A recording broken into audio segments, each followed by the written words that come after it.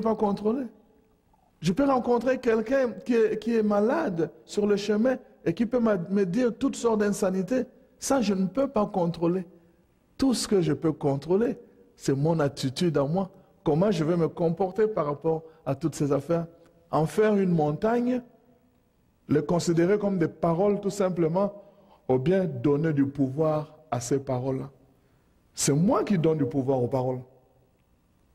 Une parole en soi, c'est neutre.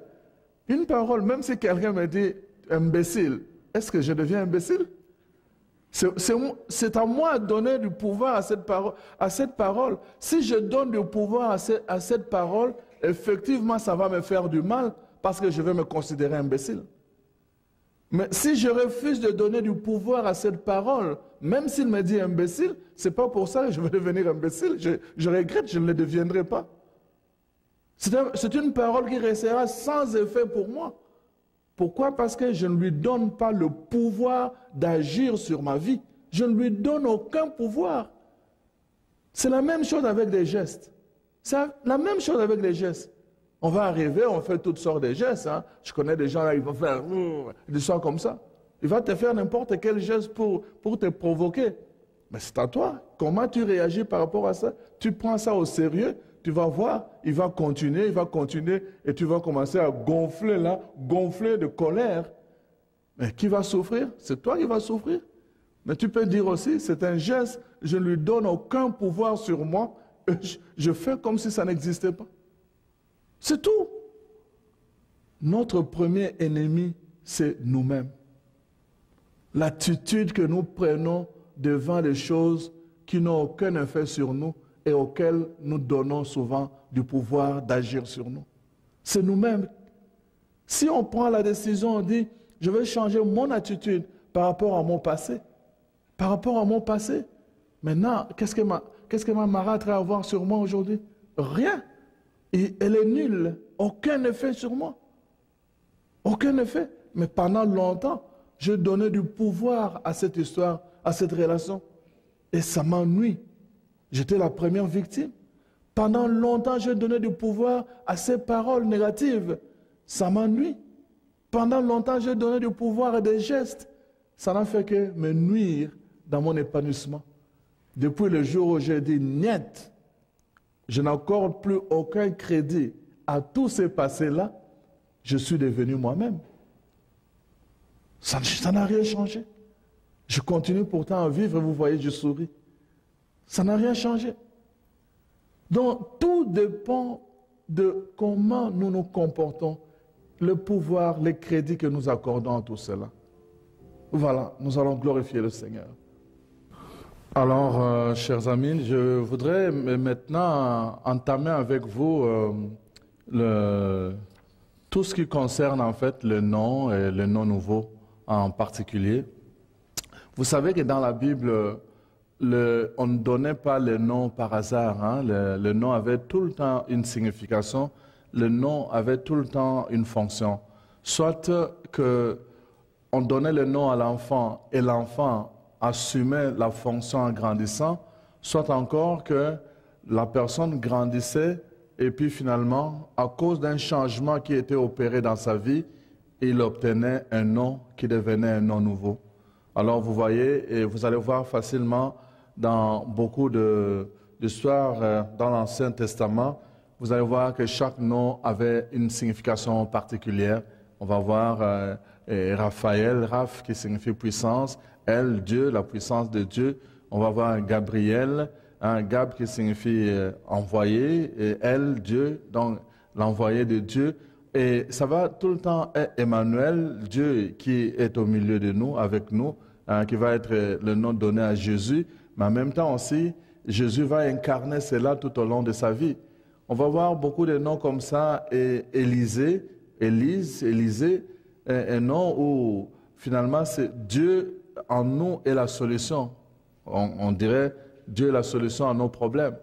Donc chaque nom finalement avait une portée particulière et c'est important de comprendre cela. Josué par exemple qui est un nom qui est apparenté avec le nom de Jésus et qui signifie Dieu sauve.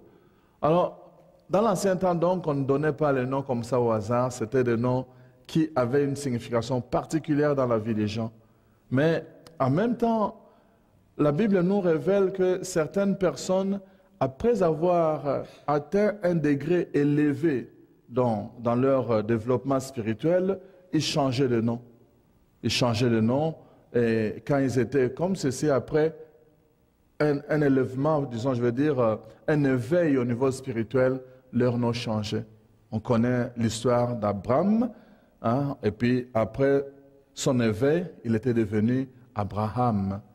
Vous connaissez cette histoire? C'est vraiment comment Dieu est arrivé vraiment à lui donner cette grâce-là, le changement de nom. Il a eu un nom nouveau. Pourquoi? Il y a eu comme un éveil qui s'est fait dans sa vie personnelle. On connaît l'histoire aussi dans Jacob. Jacob dans le livre de Genèse. C'est l'histoire de toute cette personne qui avait lutté toute la vie. Au chapitre 32, il a lutté toute la vie avec un inconnu et il lui demandait « Révèle-moi ton nom ». Cet inconnu avait refusé. Ils ont combattu et puis finalement l'inconnu lui a donné un coup à la hanche. Et puis finalement, il commençait à boiter. C'est la raison pour laquelle le juif ne mange pas la viande qui se situe au niveau de la hanche à cause de l'histoire de Jacob. Donc, et on lui a donné un coup à la hanche. Et puis finalement, cet homme-là, à l'aube, quand le jour commençait à s'élever, il a dit « Laisse-moi partir ». Il dit « Je ne te laisserai pas si tu ne me révèles pas ton nom et si tu ne me bénis pas ». Alors l'étranger demande à Jacob, il dit « Quel est ton nom ?» Il dit « Jacob ». Il dit « On ne t'appellera plus Jacob, on t'appellera Israël, parce que tu as tenu bon et tu as été fort devant le Seigneur. » Donc il y a eu changement de nom et on a donné Phanuel, le nom à cet endroit-là. Donc, le nom où j'ai vu Dieu face à face. Donc, finalement, il a changé de nom. Il était Jacob, il est devenu Israël. On voit beaucoup de noms comme ça. Dans le Nouveau Testament, nous connaissons certains noms comme ça, des gens qui ont changé de nom, comme Céphas. Quand il a fait sa profession de foi, Jésus lui a dit, on t'appellera plus Céphas, désormais on t'appellera Pierre. Vous voyez, à cause de l'éveil qu'il a eu dans sa profession de foi, il a eu un changement de nom. Nous connaissons aussi un autre dans le Nouveau Testament qui est, comment on l'appelait, Saul. Il persécutait les chrétiens jusqu'au moment où il a fait la rencontre personnelle avec Jésus. Jésus l'a envoyé chez Ananie pour aller se faire baptiser. Et là, il a changé de nom. Il est devenu Paul, qui est devenu maintenant quelqu'un qui a beaucoup écrit dans la Bible. Pourquoi? Parce qu'il y a eu un éveil de conscience dans sa relation avec le Seigneur. Le nom nouveau dont il est question, c'est d'abord quelque chose qui s'est fait dans la transformation spirituelle de l'être. On est transformé spirituellement, alors cette transformation nous amène justement au changement de nom, parce que le nom incarne la personne. Alors c'est pour cela, vous voyez, qu'on avait introduit ce système, on va appeler ça le nom chrétien. On nous donnait le nom de saint en plus de notre nom de famille. On a commencé à nous donner le nom de saint. Mais même là encore, c'était sans changement. Hein. Il n'y avait aucun éveil en nous. C'est juste ça, cet enfant, c'est ça. Aujourd'hui, de plus en plus, Christelle, Esther, je ne sais pas, on donne des noms fantaisistes aujourd'hui parce que ça sonne beau. Mais dans l'ancien temps, c'était le nom qui avait une signification. Alors aujourd'hui, le nom nouveau, c'est vraiment cela. D'abord, une transformation qui s'est faite à l'intérieur de nous. Et à travers cette transformation, il y a un éveil dans notre relation avec le Seigneur. Je voudrais vraiment insister sur ça. Mais le nom nouveau dont il est question ici, c'est aussi, en fait, ça a trait avec notre baptême. Quand on parle du baptême en général, on pense tout le temps, comme j'ai dit, à l'eau du baptême, le prêtre qui prend l'eau, il verse sur la tête en disant « Je te baptise au nom du Père et du Fils et du Saint-Esprit ». Et d'ailleurs, entre parenthèses, vous savez que le baptême des enfants, c'est un baptême qui est intervenu simplement vers le 3e, 4e siècle avec saint Thomas d'Aquin. Avant, on ne baptisait pas les enfants, c'était les adultes qui étaient baptisés par immersion. Mais à un moment donné, il y avait des enfants qui tombaient malades. On demandait quel était leur sort quand ils mouraient. Alors, saint Thomas, évidemment, a suggéré qu'on puisse le baptiser en utilisant la formule du baptême et en versant une petite quantité d'eau sur le front parce qu'ils étaient malades. Mais c'est devenu aujourd'hui la formule ordinaire, la formule qui était réservée aux enfants malades. Aujourd'hui, on l'utilise dans notre Église comme la seule formule de baptême. Enfin, je dis, dans la pratique, c'est souvent ça. Mais en principe, le baptême devait être le baptême par immersion. Pourquoi? Parce que on est plongé, c'est même la définition du baptême, plongé dans l'eau. On est plongé pourquoi? Parce que on suppose qu'on est sale par le baptême, on plonge dans l'eau. Notre saleté doit rester au fond de l'eau quand nous revenons. C'est vraiment l'acte de la résurrection. C'est vraiment l'acte de la résurrection, le baptême, c'est l'acte de la purification. On est purifié, mais s'il ne s'agit pas, nous sommes tout le temps, nous nous attardons plus à l'aspect extérieur de l'eau et du corps. Et pourtant, parfois, quand on nous baptise, on n'est pas sale. C'est pour cela que c'est important d'aller en profondeur pour comprendre le vrai sens du baptême quand nous parlons de purification et de résurrection.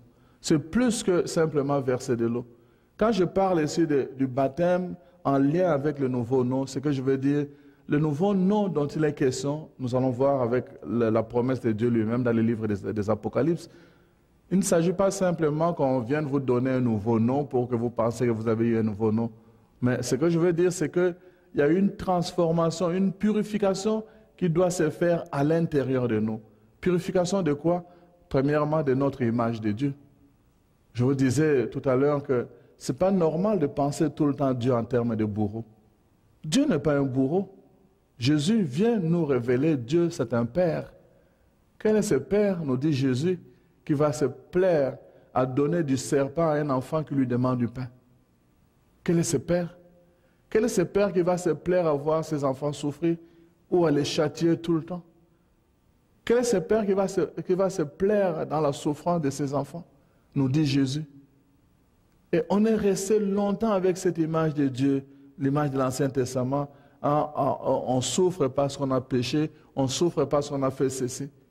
Mais Dieu, il faut que nous commençons par purifier notre image de Dieu, que Dieu nous aime, Dieu est avec nous, Dieu est notre Père, il nous souhaite du bien. C'est pour cela qu'on parle de bénir. Dieu nous bénit, ça signifie il nous dit du bien, il nous souhaite du bien et il fait le bien pour nous. Dieu n'est pas contre nous, il n'est pas là pour nous faire souffrir.